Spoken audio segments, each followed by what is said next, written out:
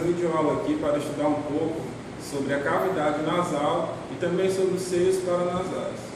Eu vou iniciar aqui falando um pouco sobre a parte óssea da cavidade nasal.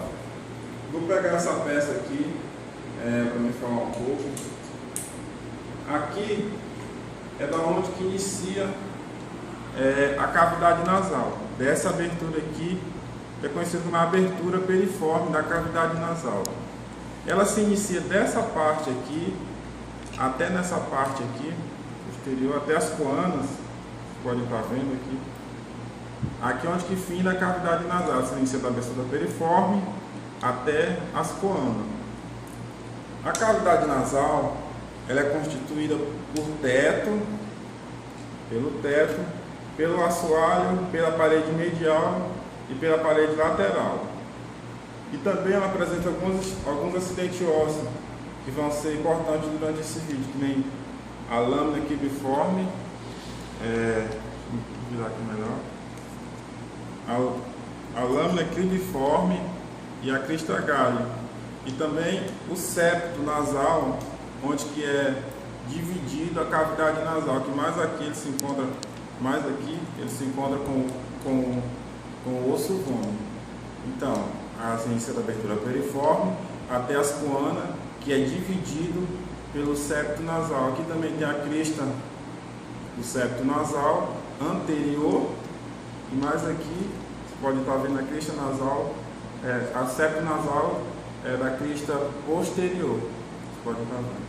Nessa outra peça aqui, eu vou explicar para vocês sobre o limite da cavidade nasal. O teto ela dá uma formação estreita, você está vendo, uma conformação curva, mais inserção nas paredes posteriores, lá onde que ele vai encontrar com o osso esfenoide. O assoalho da cavidade nasal, ele é constituído pela uma forma larga, né, em vista do teto, e também apresenta uma conformação estreita, e ele é constituído também pelo septo nasal, que é dividido pelo septo nasal. A parede medial, essa parede aqui, que aqui passaria o septo, só que não tem, mas seria aqui a parede medial, ela é constituída pelo septo,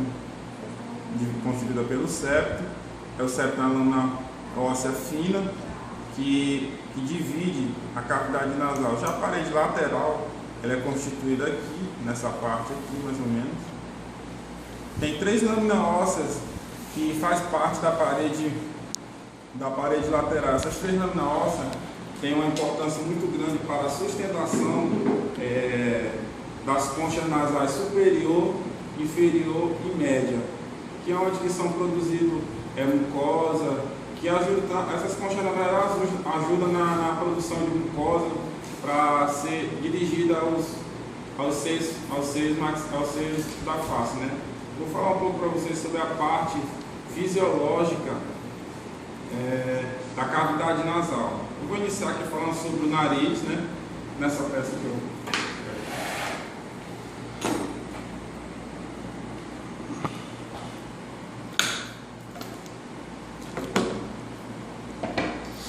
Vou falar sobre o nariz, né? Que é um processo de ventilação, aqui, o processo de ventilação que a gente tem na face.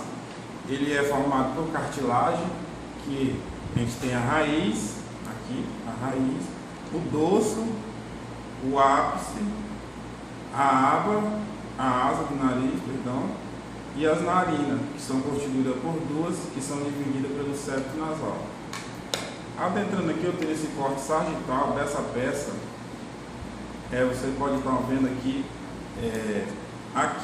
esse osso aqui é o maxilar e esse daqui é o osso nasal.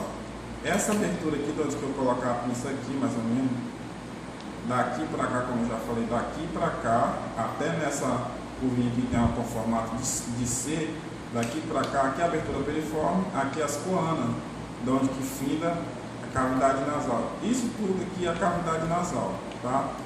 Essa parte aqui de cartilagem, que é constituída, que é o nariz, até aqui na abertura periforme, é o vestíbulo da cavidade nasal, que é onde que acontece o processo de transformação do ar para adentrar a cavidade nasal também, tá?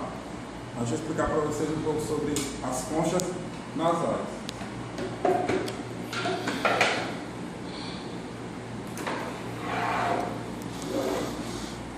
Aqui vocês podem estar vendo essa concha nasal aqui, formada por cartilagem, que ela é coberta pela membrana mucosa que recobre elas aqui. É aqui a concha nasal inferior, a concha nasal média e a concha nasal superior. E também pode estar vendo uma curiosidade, também pode estar vendo outra concha nasal, acima da concha superior, a concha suprema. Mas é raramente, não é nem todo mundo que possui essa concha, mas quando tem que se dar o nome de concha suprema. No meio das conchas, você pode estar vendo aqui essas invaginações aqui, que são meatos, que faz ligação aos seios da face, né? Esse meato aqui é o meato inferior, ele é uma passagem horizontal, é uma passagem horizontal situada no infralateral da concha nasal inferior, né? Esse daqui é o meato médio, é o meato mais profundo e mais longo que a gente possui na cavidade nasal. A sua parte antero-superior dessa é uma passagem afunilada, que através dessa passagem se liga ao seio esfenoidal. Já esse meato aqui, que é bem pequeno, vocês podem ver, é o meato superior. É uma passagem estreita entre as conchas superior e as conchas médias, que através dessa passagem ela vai se ligar ao seio etimoidal, tá? Essas daqui são os meatos e as conchas, só para ressaltar, tá? Espero que vocês tenham entendido sobre a cavidade nasal, né, a parte óssea, a parte fisiológica. Agora esses acidentes que eu falei são alguns principais acidentes também.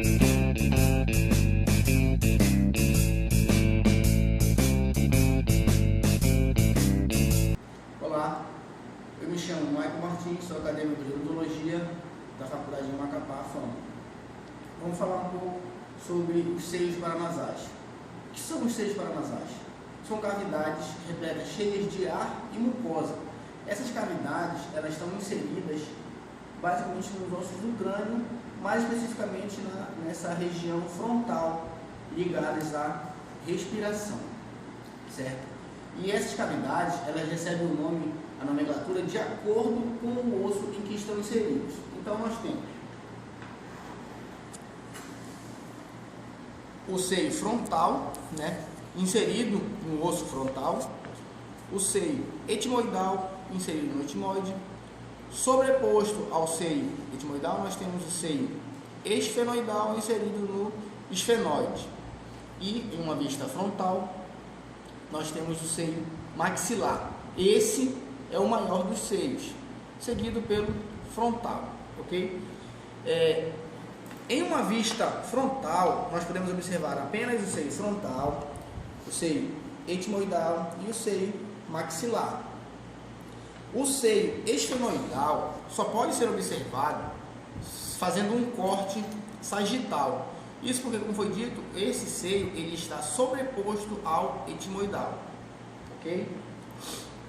Bom, e qual a função desses seios? Eles têm basicamente 4 funções e todas relacionadas à proteção do organismo. A primeira delas nós podemos citar então a função de filtração do ar, certo? O ar inspirado entra pela cavidade nasal e passa pelos seios. Isso porque todos os seios eles são interligados, certo? Entre si, dividindo o corpo bilateralmente, né? Então o seio direito ele é ligado com os seios maxilar, etimoidal e esfenoidal do lado direito e do lado esquerdo a mesma coisa. Eles não são ligados lateralmente, ok? E esse ar inspirado ele passa pelos seios, é filtrado para que não entrem impurezas, micro-organismos que possam ser nocivos ao sistema respiratório. A segunda função é a termorregulação desse ar inspirado. No momento em que ele está sendo filtrado, essa secreção também regula a temperatura desse ar inspirado, certo? Se você estiver em um ambiente com baixa temperatura, essa temperatura ambiente, ela pode causar algum dano ao sistema respiratório. Por isso que ela tem que ser transformada, termorregulada em uma temperatura aproximada de 36 graus, 36,5, ok? A terceira função é a função de equilíbrio. Essa região toda aqui, por ser oca, ela é mais leve. Se ela fosse completamente preenchida por tecido ósseo, seria bastante pesada, causando um desequilíbrio para frente desse crânio.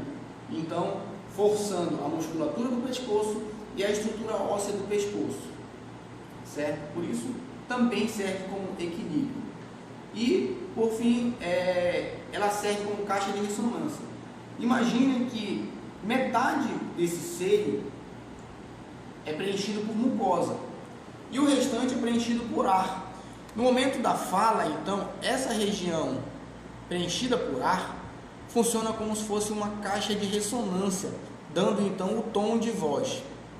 Em indivíduos que possuem a região, esses seios mais preenchidos por secreção, diminuindo a região preenchida por ar, vai então ocasionar uma voz mais anasalada, uma voz característica de quem tem o nariz entupido, costumamente dizer, né? O nariz entupido, uma voz bastante característica de inflamações, sejam sinusites, rinites, uma voz bastante anasalada, ok? Falando um pouco mais especificamente do seio frontal, nós temos o seio frontal direito e o seio frontal esquerdo.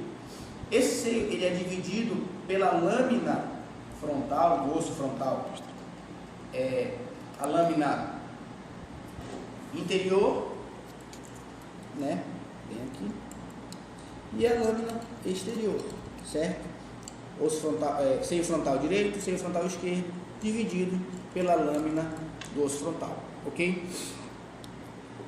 O diâmetro do seio frontal, nós podemos dar uma média de aproximadamente 5 milímetros cada seio, ok? Cada seio 5 milímetros.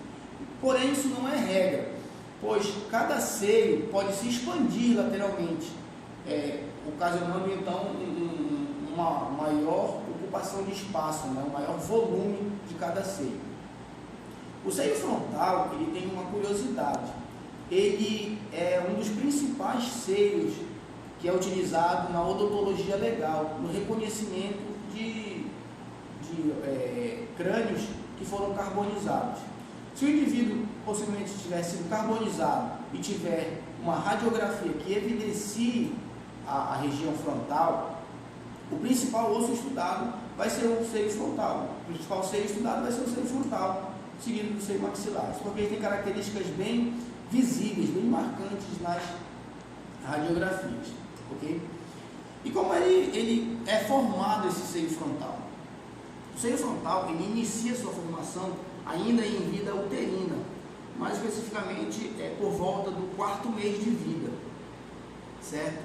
Ele, em vida uterina, ele ainda não é evidenciado, ele só sabe, através de pesquisas científicas, que o início dele é por volta do 4º mês de vida intrauterina.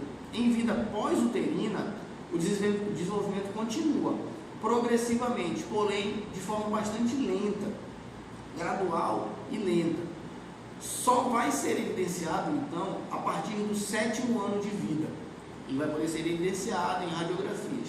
Isso não significa que ele parou de crescer. A sua maturidade só vai ser dada após a puberdade, certo? Porém, ele ficou maturo. O seio frontal está em tamanho ideal. Porém, ele pode ainda assim continuar se expandindo. Pode haver patologias com perda de massa óssea, tecido ósseo, ocasionando uma maior expansão desse seio frontal, certo? Outra característica dele como foi dito, ele é estudado pela odontologia legal. Ele é um mecanismo de biometria, pois ele tem características bastante marcantes que são evidenciadas na odontologia legal, certo? O seio frontal ele também tem uma diferenciação entre gêneros, certo? Ele é mais evidenciado, tem um diâmetro maior no gênero masculino do que no gênero feminino, ok? Eles se ligam, o seio frontal se liga com os demais seios, né? As funções e localização são essas. Espero ter esclarecido possíveis dúvidas sobre os seios e especificamente sobre o seio frontal.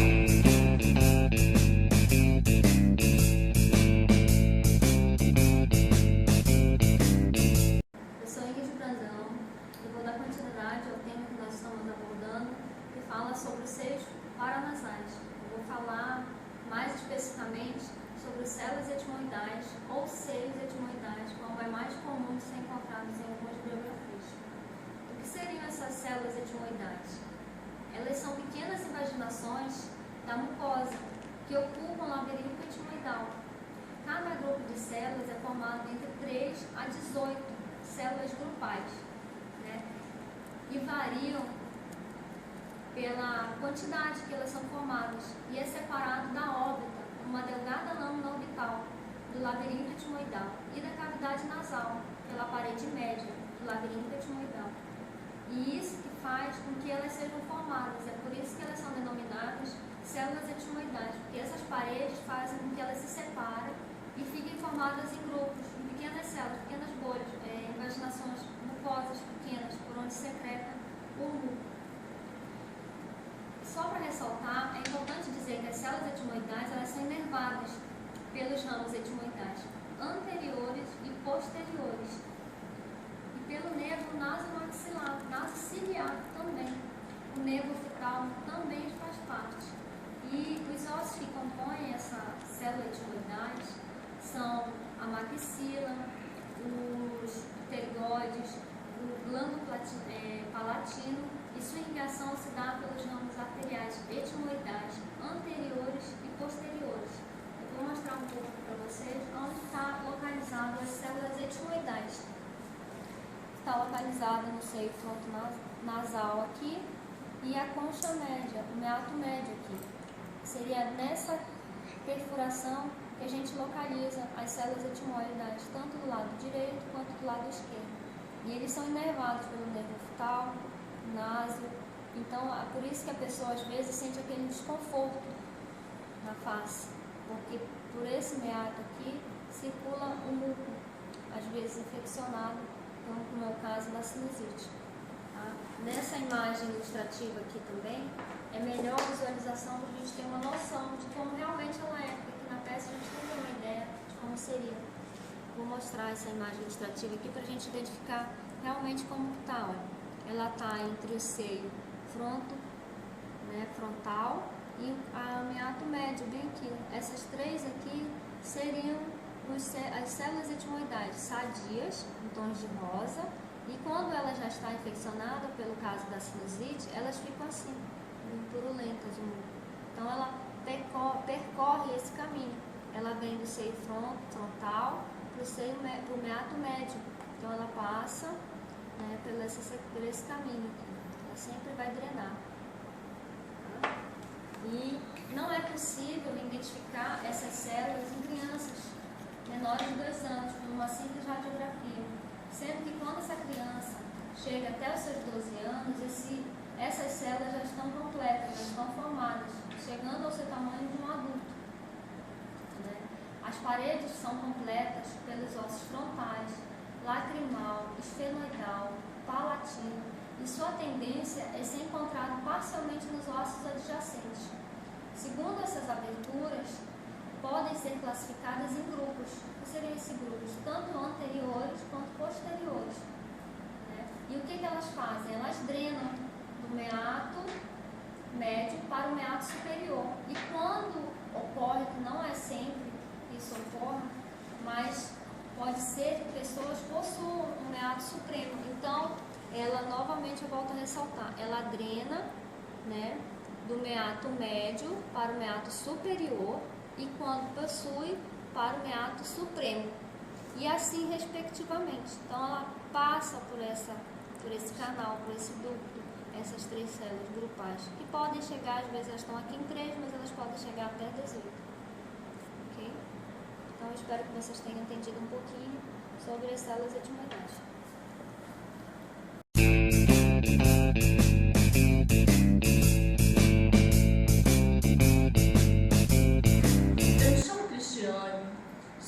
Acadêmica do curso de odontologia da Faculdade de Macapá, FAM. Dando continuidade ao assunto que está sendo abordado sobre seios paranasais, eu vou falar um pouco mais específico do seio esfenoidal. O esfenoide é um osso complexo, esse aqui, situado na base do crânio, como vocês podem ver aqui, onde ele está situado, tá? A sua porção, ela é central ao corpo do esfenoide, aqui dentro, tá? Essa peça aqui, onde eu vou estar mostrando para vocês, é o osso esfenoide. Ele é constituído pelo tecido ósseo e esponjoso, em que os espaços medulares dele estão preenchidos, basicamente, por tecido adiposo. Aqui dentro do corpo do esfenoide é onde está localizado o seio esfenoidal, tá? Aqui onde estou mostrando para vocês essa cavidade aqui. É um espaço que ele é preenchido por ar, tá? E revestido por uma mucosa do tipo respiratória. O seu tamanho, ele é extremamente variável, tá? O seio esfenoidal, ele está posterior aqui ao seio etimoidal, tá? Também ele se relaciona-se com a hipófise aqui, ó. Essa glândula aqui onde estou mostrando para vocês, tá? Com os nervos ópticos e com o quiasma óptico, que estão posterior a ele. Portanto, não é possível ser visualizados aqui na peça, tá? Também ele está relacionado com a parede superior da cavidade nasal, tá? Que se situa à frente da parede. Bom, os seios são divididos de forma desigual e separados por um septo ósseo, em parte direita e esquerda, que não pode ser visualizado aqui no momento, tá? O corpo do esfenoide, ele é muito frágil. Apenas lâminas muito finas de osso é que separam os seios de várias estruturas importantes, como já mencionadas aqui, o nervo óptico, o quiasma óptico e a hipófise aqui, tá? O nervo óptico e o quiasma não pode aparecer aqui, mas a hipófise sim, tá? As artérias carótidas e os seios cavernosos que estão aqui nessa região ao lado do seio esfenoidal, tá? O seio esfenoidal, ele está inervado principalmente por ramos do nervo maxilar e do nervo olfatório. É um seio que dificilmente é acometido por inflamações ou infecções, como por exemplo a rinite alérgica ou a sinusite esfenoidal. Ela é menos comum nesse seio em relação a outros tipos de sinusite, tá? Devido à localização dele ser mais aqui no centro do crânio e dentro do osso do esfenoide, tá? Também nós temos as suas funções deles. Embora não estejam totalmente compreendidas ainda, mas serve para diminuir o peso da parte frontal do crânio, tá? Aumenta a ressonância da voz. Ele serve como uma almofada para o cérebro em caso de algum impacto, tá? Contribui para a secreção de mucos, umidifica o ar inalado e equilibra a pressão da cavidade nasal, tá? Bom, isso aqui eu estou abordando com vocês um pouco sobre o seio esfenoidal.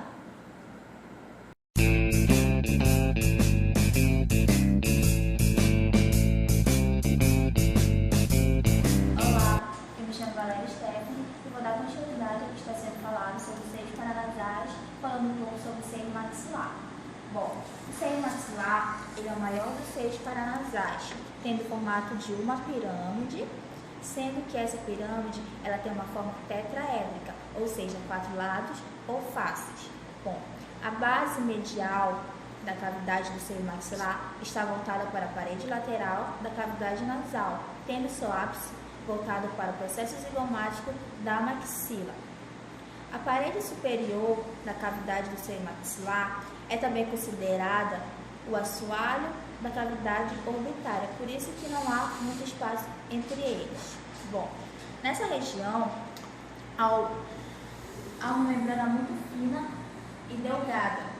Essa membrana, nós podemos perceber em um exemplo que quando uma pessoa ela recebe um trauma ou uma fratura na região, nessa região aqui,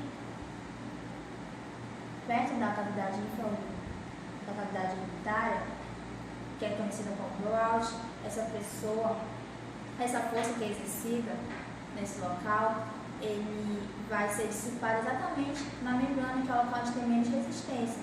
Isso vai fazer com que o olho da pessoa ela baixe um pouquinho. Por quê? Porque o conchite de gordura que há no olho, que serve de sustentação, ele vai baixar totalmente para a cavidade do seio maxilar, logo o seu ele vai perder essa sustentação, tende a baixar um pouquinho.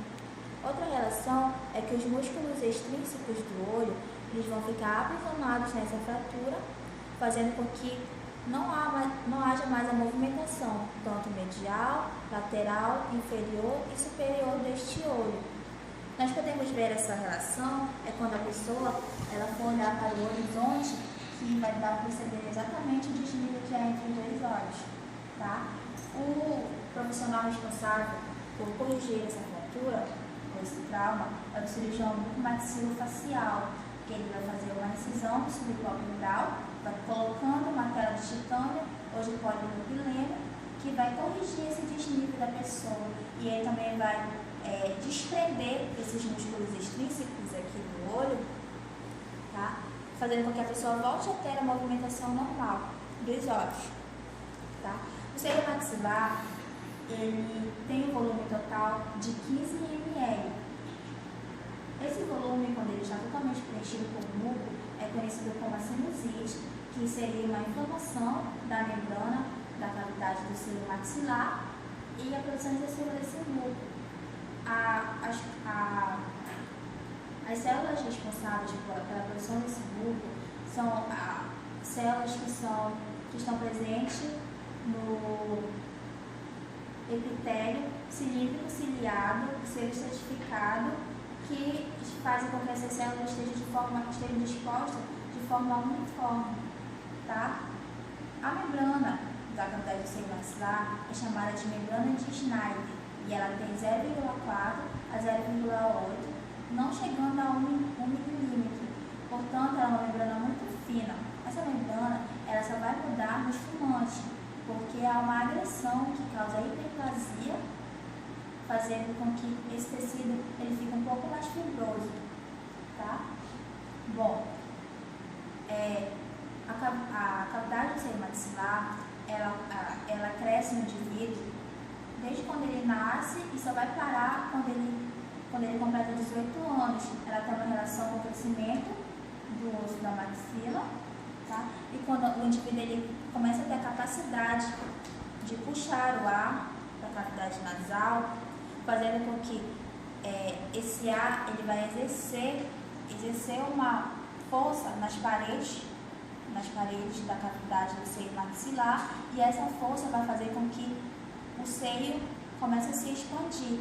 Esse processo é chamado de pneumatização, que cresce de forma anterior e inferior, não posterior e superior, pelo fato de haver relação aqui entre teto da cavidade do seio maxilar e assoalho da cavidade infraorbitária. tá? Bom, os processos alveolares, eles vão fazer com que essa pneumatização ela seja contida. Por quê? Porque os dentes, tá? Os dentes, principalmente os molares e os premolares, eles fazem uma pressão no assoalho da cavidade do seio maxilar.